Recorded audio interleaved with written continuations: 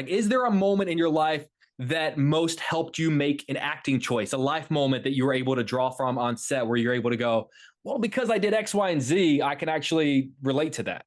That's a unique question. You always come up with intelligent questions.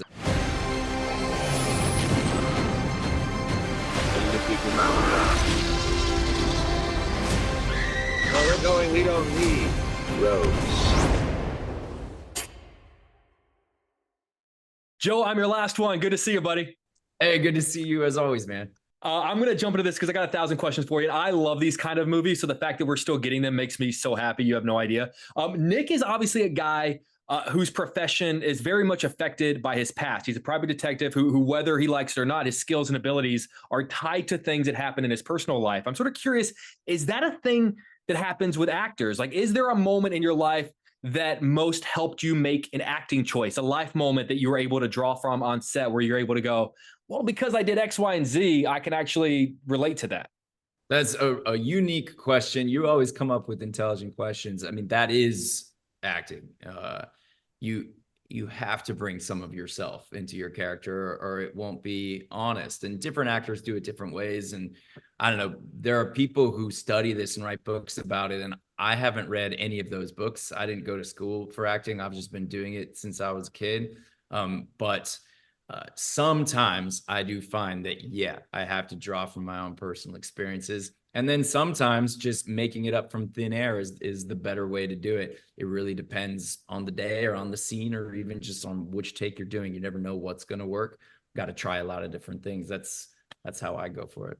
Well, it's obviously working for you. I've got to tell you, the whole time I'm watching this movie, I'm thinking that I can't wait to figure out how it ends. And it's a movie that I really want people to see without having spoiled for them. But then it made me think that by nature of being in it and having read the script, you kind of had the movie spoiled for you in a way. I'm just sort of curious, of all of your movie endings, which one do you wish you hadn't had spoiled for you by nature of being in it, that you wish that maybe you could have just experienced as an audience member on the big screen? Oh, that's interesting. Well, I mean, there's the obvious answer is probably Inception. That's such a classic ending.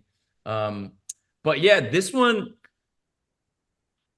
you're right. I knew the ending was coming because we shot it. But to me, actually, what makes the ending of this movie so strong isn't, even though there is a twist. No, I'm not trying to spoil anything, but to me, that's actually not what makes it so strong. It's Shailene Woodley's performance. She's to me the best part of this movie because this is a classic detective story, a quote unquote film noir, and a classic archetype in that genre is the femme fatale. When I asked Shay to be in this movie, I knew she would nail the femme fatale, and I'd never seen her do that before. But there's a problem historically with the femme fatale archetype.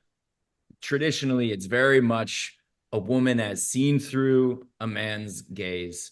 It's often sort of objectified. The femme fatale characters are often sort of reduced into two-dimensional caricatures of what a beautiful woman is.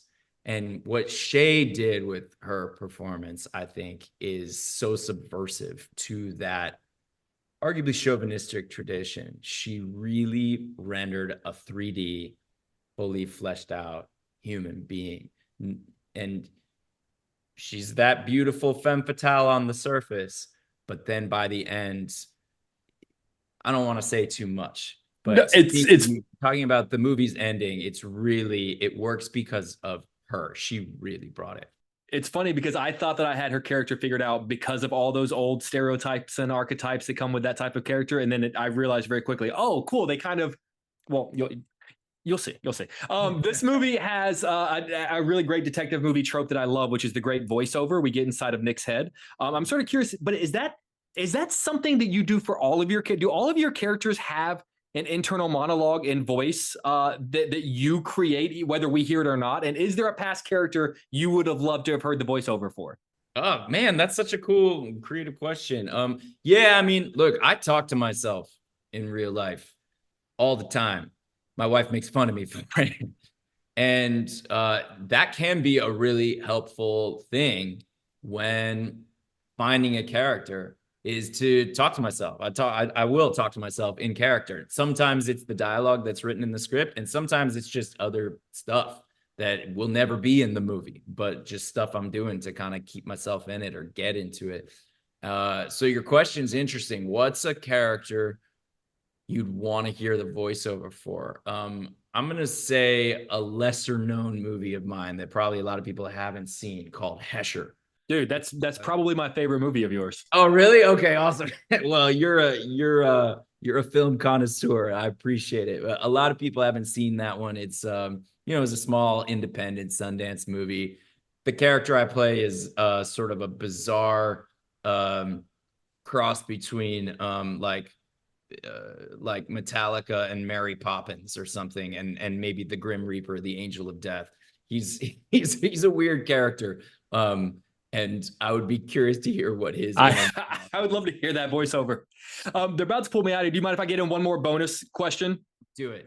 I host a segment here in Chicago called the Moments That Made Us, and I talk to actors and filmmakers about those small, quick moments in movies that had an impact on our life in some form or fashion. I just had the great pleasure of chatting with Francis Ford Coppola about a moment from Godfather, and I would love to ask you about a moment. I've never asked you about this movie really in detail, but do you have any kind of memory of standing in the stands of that baseball field and doing that iconic Angels in the Outfield flying of the wings? Do you remember that day shooting that sequence? Absolutely. I remember it very well. It's funny because my kids are still younger, but they're now that I'm a dad, I see the world through those eyes of a younger person again. And I'm grew up a baseball fan. So getting to be on a baseball field just at all was magic. But then getting to have this incredible moment where you're doing something and all these people are doing it. When the most magic moment of that was less the shooting of it, because the shooting of it is a bit of movie magic. It wasn't really happening that 50,000 people in a baseball stadium were actually doing that thing.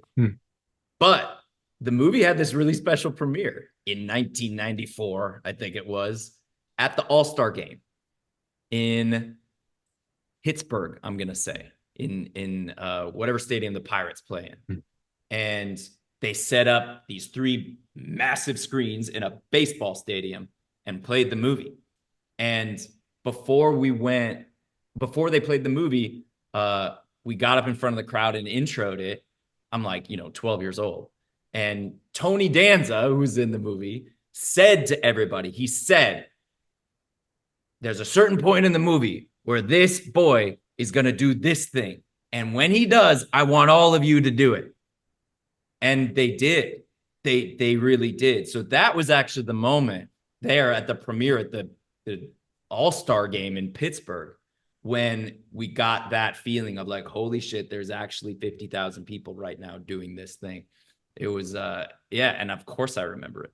Dude, thank you for telling me that story. That's amazing. They're pulling me out of here. I just want to end by saying, dude, I tell you all the time, I think you're truly one of the best actors of our generation, and we've been doing this a long time, and you're always incredibly kind to me, and I really do appreciate you. I appreciate you saying that, man. Thank you. All right, man. I'll see you on the next one. All right. Next time. All right. Take care. Bye-bye.